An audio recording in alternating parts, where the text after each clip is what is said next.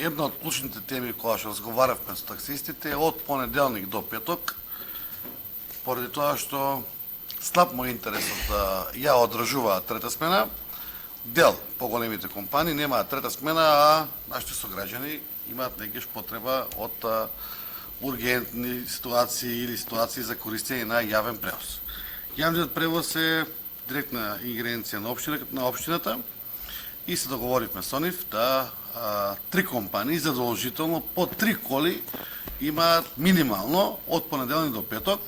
и тие дежурства ги оставија на месечно ниво во делот на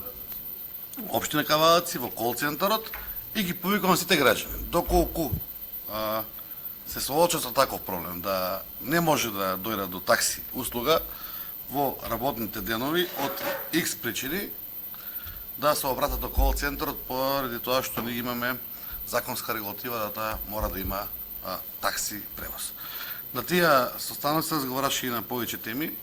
и на моја иницијатива и предлог од нивна страна беше прифатено да направиме комплетна ревизија за сите такси постојки. Ревизијата за такси постојките ќе ја прават 20 наши сообраќајни инженери во соработка со мои општинари, во соработка со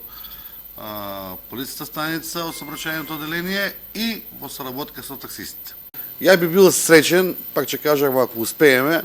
да направиме физибилите и ако успееме тие 70 лиценци што ги имаме сега за такси,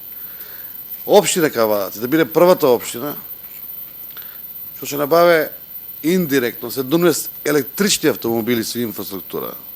и сите таксисти во Кавалаци со некаква субвенција од општината и со лизинг во делот на екологијата и сите таксисти имаат електрични коли. И ќе бидеме прва општина еколошки. Работиме и тоа го зборнаме со таксисти на 5 годишна анализа во делот на амортизацијата на возилата, во делот на трошењето на репроматеријали, мотор, улје, масло и други работи, доколку успее општината да стапи комуникација, за тоа што 17 возила станува збор за сериозна бројка на возила, со некој производител на електрични возила, ние од наша страна ќе се заземиме да го испитаме пазарот, економската анализа да ја направиме и лизинг анализата да ја направиме,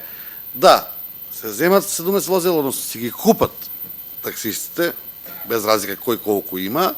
ги заменат со електрични возила, а еве јас слободно можам да кажам дека според таа анализа општината може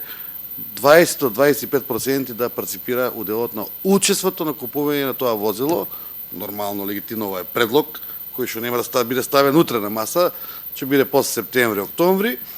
и да бидеме меѓу првите општини, не меѓу првите, прва општина со фул електрични возила за такси превоз. Така да мислам дека тоа е добар показател и тогаш ќе имаме стандарди кои ќе ги постигнеме и нема да дозволиме освен електрично возило да биде друго вклучено во такси превозот.